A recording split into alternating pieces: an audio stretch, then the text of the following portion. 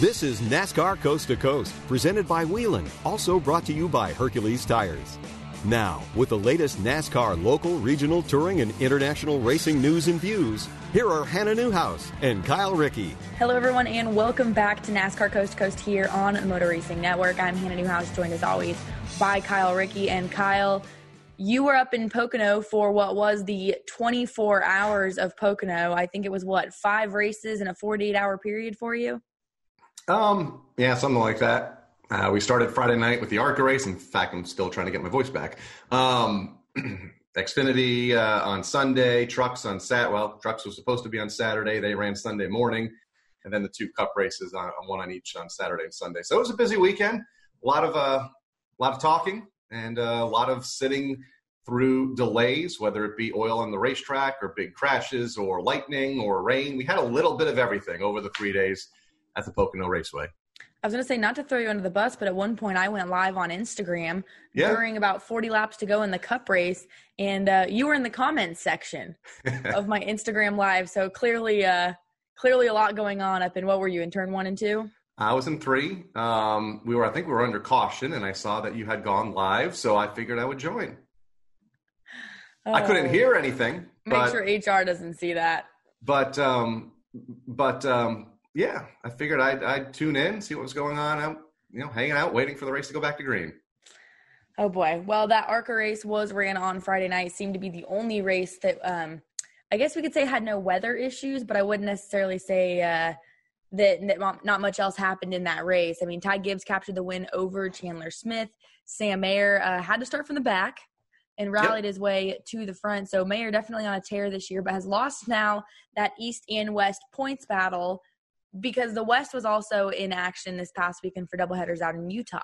Yeah, it was a busy race weekend. We'll start in Pocono. You mentioned Ty Gibbs picked up the race win. I think he led 65 of the 80 laps that we ran on Friday night, holding off Chandler Smith by about a second and a half. Mayer, Holmes, Michael Self rounded out the top 5. Self now has a 12-point lead over Drew Dollar. Haley Deegan was in the race as well. I think she finished just outside of the top 5 in 6th. She's 16 points back. Brett Holmes and Tanner Gray rounding out the top 5. Then you mentioned road racing in Utah.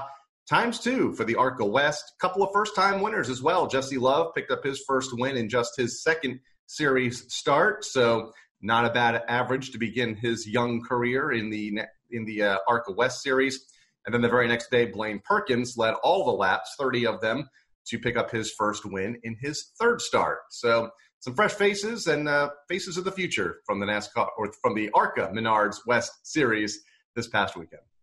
And it was cool to see them get back on track, because originally Utah Motorsports Campus was not on the 2020 ARCA West schedule. This was something that came about in the last couple of weeks, knowing that Utah was open. You can go run road course racing and be social distanced and not be under those regulations. So they took advantage of that opportunity. We saw road course ace Will Rogers join the field. Yep. I believe he finished in 4th and 5th, or fourth, I believe, maybe both times in that there. But a newcomer of Chris Wright, which was very confusing. Not the series director. Not the series director. Very confusing when I saw that. It is Chris with a K, Wright. Good run for him as well. Finished second in that first one, like you mentioned, third in the second race. And now the rookie of Jesse Love leads the ARCA West Series points over Perkins and Gio Scelzi. So I believe they go to Irwindale next on their schedule. Looking forward to that. That is one of my favorite racetracks by far. Yeah, that's this weekend. He has a 9-point lead right now. Jesse Love over Blaine Perkins. Gio Scelzi, I think he's been running some dirt stuff as well here these last couple of weeks. Currently third in points, 18 back. Gracie Trotter and Todd Souza, the top 5 in the championship standings. They go to Irwindale Speedway this Saturday night, July 4th. Now, Kyle, I have to say, we just saw NASCAR had announced that there will be a choose cone at Bristol.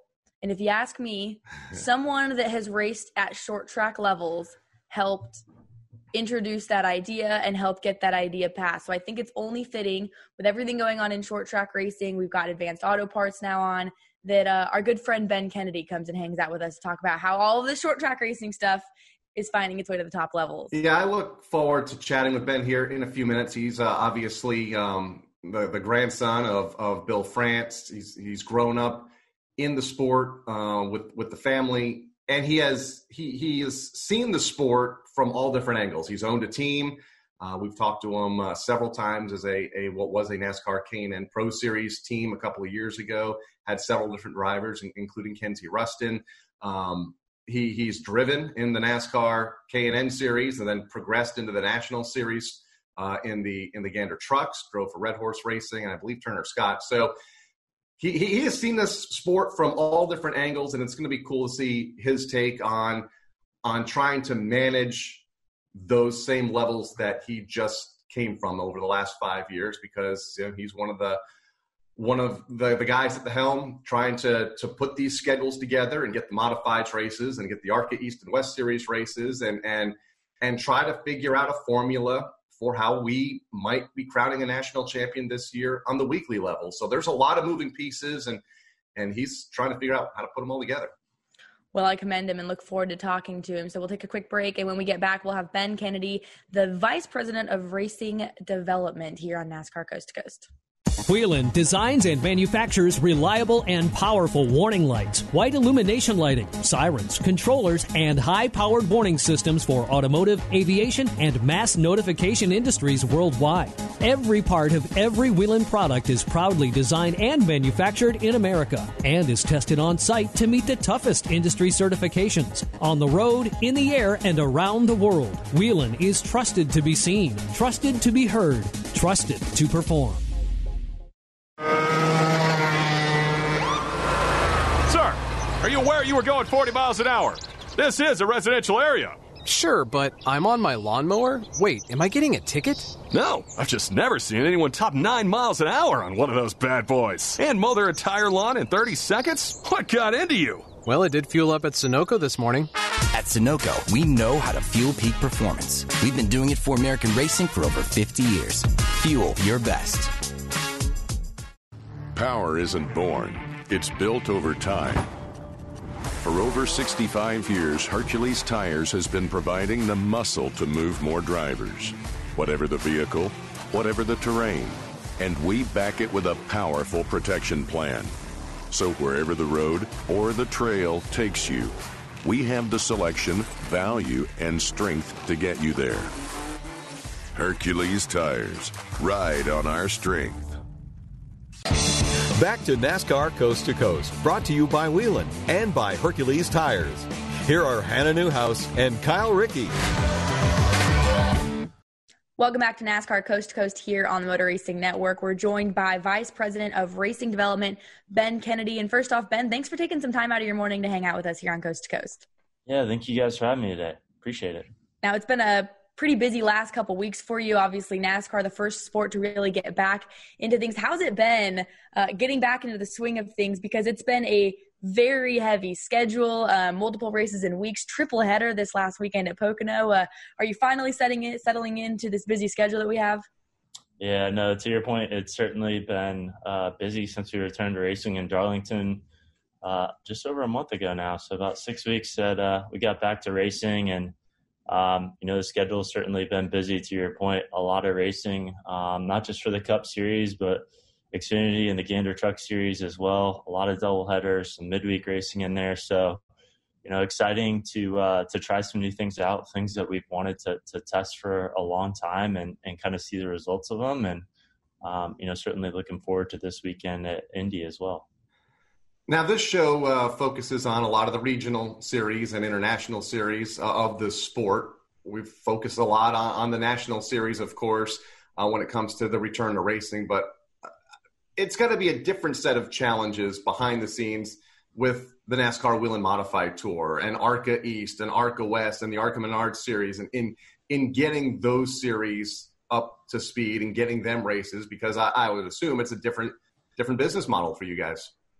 Yeah, no, it's certainly a good point. And we want to make sure that when we are going back to racing, we saw this a lot with our national series, but applies probably even more so with our weekly and touring series as well, is we want to make sure it's safe and done responsibly and respectfully as well. The last thing we want to go and do is have races that have a negative impact on the community. So, just trying to be mindful of that. And to your point, the models for a lot of those tracks certainly look different. A lot of them need fans to come in the stands and come to the track. So trying to be mindful of that and doing it at the right places at the right time. So there's been a huge effort from everyone from Ron Drager to, Brandon Thompson has been leading the charge for a while, Brandon Igdalski, and a number of others, whether it's on the ARCA side, the NASCAR Weekly and Touring side, modifieds, as you had mentioned, or even the international side as well. We've been tracking everything going on in Europe, Canada, and Mexico, how they're starting to reopen, how they're thinking about their schedule going forward. And it's going to be kind of similar to what we're seeing on the National Series side, a lot of back-to-back action-packed racing. And, I know a lot of competitors are ready to get back to the track. Well, I commend you guys. I know there's a lot that goes into it, and we sit here and get a little flustered over just our radio side of things, let alone handling local, international, regional. But this is the first year we've seen the merger between the ARCA Menard series now being the ARCA East and the ARCA West. And some more recent news that Advanced Auto Parts is now the premier sponsor of the weekly racing series. Was the NASCAR Wheel and All-American series and now Advanced Auto Parts. How did that all come apart, and how cool is it to have Advanced Auto Parts, a longtime supporter of NASCAR, be part of our grassroots racing level? Absolutely. No, they've been a great partner of ours throughout the years, whether it be on the team side or on the NASCAR side as well. And, certainly always great to have a partner that not only believes in the sport and believes in the weekly and touring series, but is also synonymous with a lot of our fans as well. A lot of our fans go to the track and they swing by their Advanced Auto Parts store on the way. So certainly neat to see. And I know they're certainly passionate about weekly and touring series. And, this is the next generation of stars that we get to see on Friday and Saturday and Sunday at the big tracks. So, certainly it's neat to see them have a big part of this and certainly dive in. So great partnership, and we're looking forward to what it brings. I might be getting a step ahead of myself here, but I'm going to ask you anyway.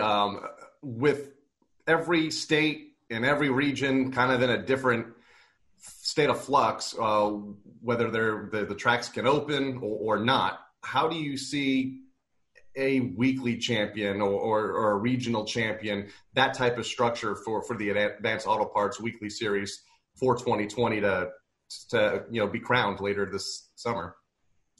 Yeah, it's certainly a good question. To your point, each state kind of has its own restrictions and ways of opening, and even tracking it recently with, some states starting to have a second wave. So trying to be mindful of all of that. And, I know the team is certainly looking and working on all things. And, how do we think about crowning our champion? How do you also, make sure you maintain the integrity of the regular season? So, I know they're certainly taking all of those things into account as they think about, crowning the champion, whether it's at a state level or a local or regional level. So, certainly a lot of things in flux, to your point, especially over the past couple of weeks here. It seems like things are starting to pick up again on the state and local front for a lot of these tracks, and just trying to be aware and where those things are headed. And a lot of decisions on your guys' plates, a lot going into this as we continue to move forward in the season. But we talked about it a little bit in the pre-show here. You've done it all here in NASCAR. You drove at one point, you had a team, have worked your way up now in the ranks as far as the managerial side of NASCAR. And we like to joke that, we saw the choose cone now being implemented for the All-Star race. Little short tracker here loves it because we're bringing a short track aspect into the national series.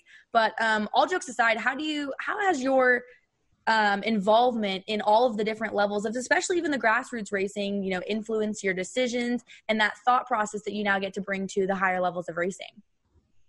No, I think it certainly has a big impact on the way, everyone in our sport kind of views, to your guys' point, whether it's the choose cone rule, midweek racing, kind of things like that. It makes you feel like you're back at a local short track. So I think that's an exciting part of it. And, at the end of the day, these short tracks, they're our roots and it's our culture. So it's where a lot of the people that, again, you see on, Friday, Saturday, Sunday, even this weekend at Indy, they all started at their local short tracks and they've eventually kind of climbed the ladder to there. I've had the opportunity to compete on my end as well, and have a team and kind of all those things. And certainly it's always neat to go out to your local short track, and it's always neat to see too, things like the choose cone rule and others starting to being adopted and tested out in the national series level as well. And I think that's a testament to certainly great racing on the weekly and touring side.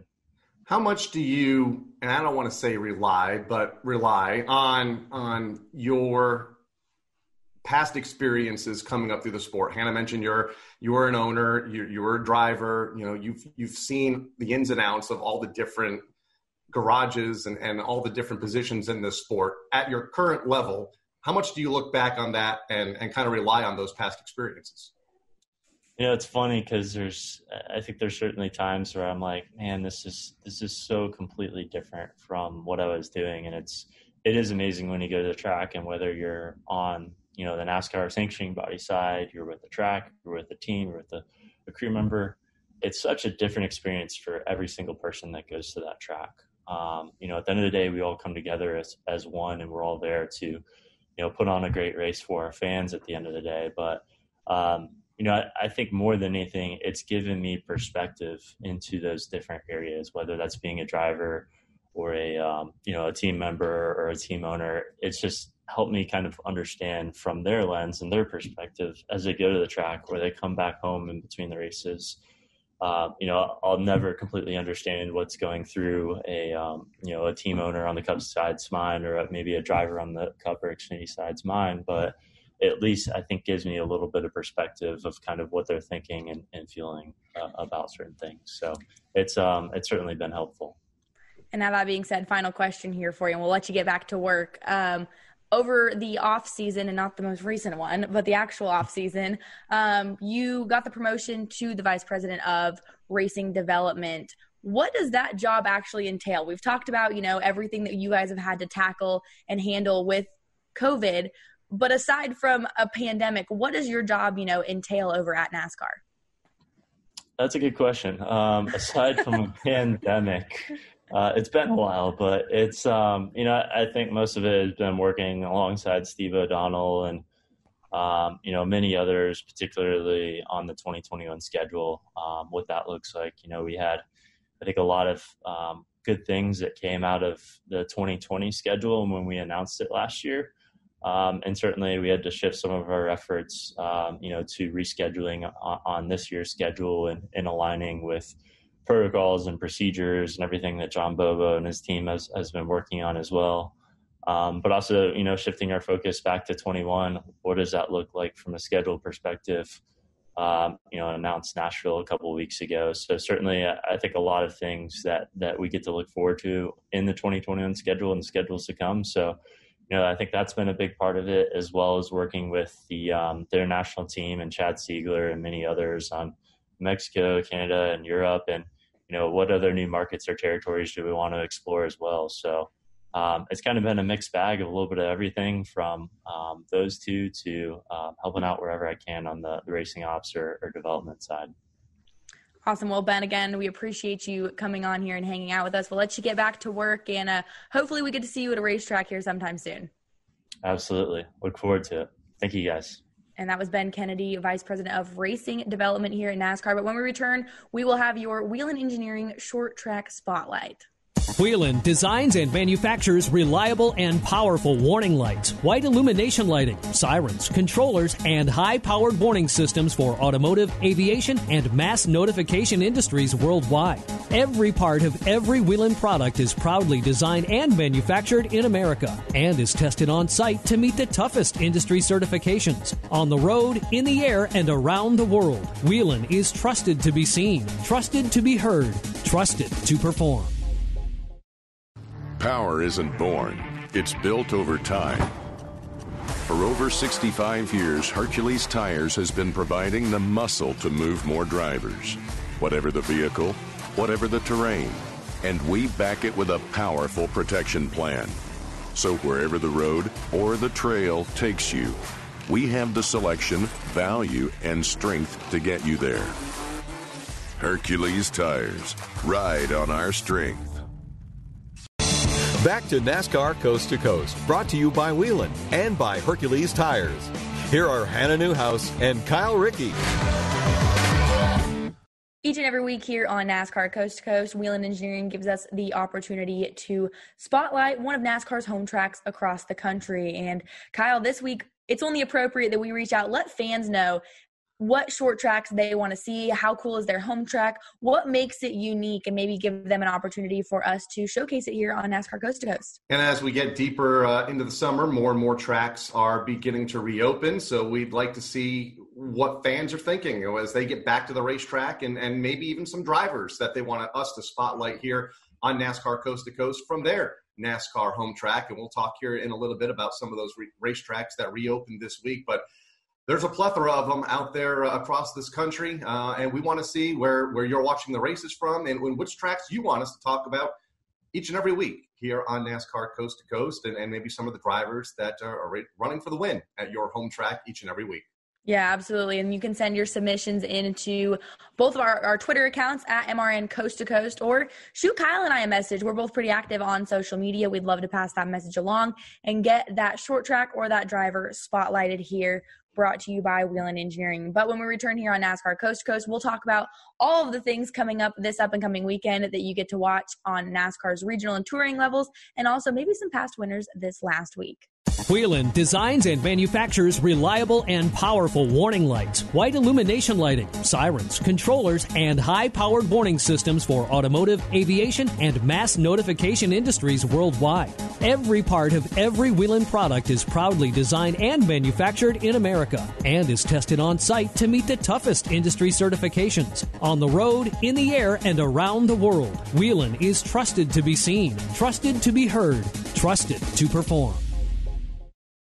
Power isn't born, it's built over time. For over 65 years, Hercules Tires has been providing the muscle to move more drivers. Whatever the vehicle, whatever the terrain, and we back it with a powerful protection plan. So wherever the road or the trail takes you, we have the selection, value, and strength to get you there. Hercules Tires. Ride on our strength. Back to NASCAR Coast to Coast, brought to you by Whelen and by Hercules Tires. Here are Hannah Newhouse and Kyle Rickey. Hang on. I hope you got that on camera. Welcome back to NASCAR Coast to Coast. This past week, Kyle, now that you are prepared and you're ready and you have gotten your coffee and your notes in front of you, we had some winners this past week at some of our local short tracks, and it feels good to say that again now that we've got short tracks opened up and racing. We did. The Stafford Motor Speedway here in Connecticut, not to favor it or anything, but it's only a few miles up the road. They ran their opening night this past Friday. Keith Rocco won in the SK Modifieds. John Pulio picked up his first win in the SK Light Modifieds in a 3-wide finish. Wayne Corey Jr. won in the late models. They are back in action this Friday night. Get tickets in advance because here in Connecticut, like many of the states, it is limited. They sold out last week, and I think they've already sold out for this coming Friday night. Monadnock Speedway up in New Hampshire, Brian Chapin won in the Modifieds, and the late model sportsman division went to Aaron Fellows. They also have a big event this weekend with the Tri-Track Modifieds. Hickory Motor Speedway in North Carolina, Josh Berry won both of the 40-lap late model features.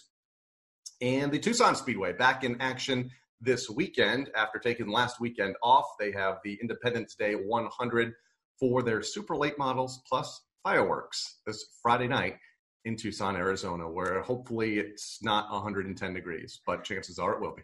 I was going to say, it's crazy to think that this upcoming weekend is 4th of July. I feel like part of me can't believe that it's already in March. July. I still feel like we're in March still. But part of me is completely okay with the fact that it is already July. There's part of me that, it's a strange year it has been. But we talked about the Modifieds having start their seat started. You know what, Kyle? Sometimes words are really hard. Sometimes I wonder how I have a job where I talk for a living. You know, do you ever have those moments where you're like, I literally make my living saying sentences, and then sometimes you can't say sentences? I had a couple laps the other day in Pocono where I wondered the same thing. It happens. And we're our own worst critic. No one else probably would have caught that. But anyways, The NASCAR Wheel and Modified Tour had started their season a few weeks back at Jennerstown, but this weekend they're going to a new track. Again, the season of new tracks for the Modified Tour up at White Mountain. So it'll be interesting to see how that all plays out. And the new tracks are because their home base, which is for the most part Connecticut and Massachusetts, still pretty buttoned up as far as the number of fans that can go to the racetrack. And we talked to Ben a little bit ago, a lot of these racetracks to host those type of events need a full grandstand, and that is simply not possible right now here in Connecticut. So they went to Jennerstown a couple weeks ago. White Mountain Motorsports Park up in New Hampshire this coming weekend, where I believe they can get at least 50% capacity. That'll be this Saturday, July 4th. It'll be on the NBC Track Pass, much like all of the regional series races. 30 entries are expected. And Justin Bonsignor, the point leader by 6 over Craig Lutz after the first race. In other Modified Tour news, speaking of Connecticut, Thompson Speedway here in Connecticut has announced 2 events as a new company has leased the racetrack, Econ Motorsports, a newly formed race promotion consulting firm that will organize the event, the Bud 150, on August 19th, and then the Sunoco World Series of Racing, October 9th through the 11th. Those are both NASCAR Wheel and Modified Tour events. That new company, owned by former track general manager Terry Ames. So that news came out earlier this week, and it'll be interesting to see how those 2 events turn out, because a lot of folks had all but written off Thompson because they have focused, as we've talked a lot about here on the show, on the road course the last couple of years. And with the COVID-19 shutdown here in Connecticut, there are a lot of unknowns on whether the Oval was going to open again, and at least this year. And it looks like it is going to open for at least 2 events. Thompson is a state-of-the-art facility. It's been cool to be able to go there previously with the Modified Tour. It's just an immaculate facility. So to be able to return there and take use of that Oval will be nice. Almost like Irwindale. They keep thinking it's going to go away, and then it doesn't. And speaking of Irwindale, we talked about it a little bit earlier. The ARCA Menard Series West heads there this weekend, so back-to-back weekends for them. California's pretty locked down right now, so it'll be interesting to see how that all plays out. I know Irwindale has had some local racing take place there, I believe at a limited capacity. Yep. So all of that racing this up-and-coming weekend, both the Modified Tour and the ARCA Menard Series West. You can watch it all on NBC's Track Pass. They will have live coverage of that as well. So, Kyle, I look forward to talking with you next week. Sounds like we may be back in the studio. I mean, I will be back in the studio. You won't change much. You'll just look like this on a different screen. Pretty much. Hanging out here in Connecticut on a different screen, on a different streaming platform, I think we use for when you go back to the studio. But yeah, it'll be a busy weekend of racing up here. I might go to the modified race up in White Mountain. It's 4 hours. I just did that drive to Pocono, so I don't know if I want to do it 2 weeks in a row, but we'll see. Awesome. Well, we look forward to talking short track racing again with everyone here next week on NASCAR Coast to Coast. I'm Hannah Newhouse for Kyle, Rickey, and producers Craig Moore. We will see you guys next week. You've been listening to NASCAR Coast to Coast, presented by Wheeling, also brought to you by Hercules Tires. NASCAR Coast to Coast is a production of the Motor Racing Network. All rights reserved.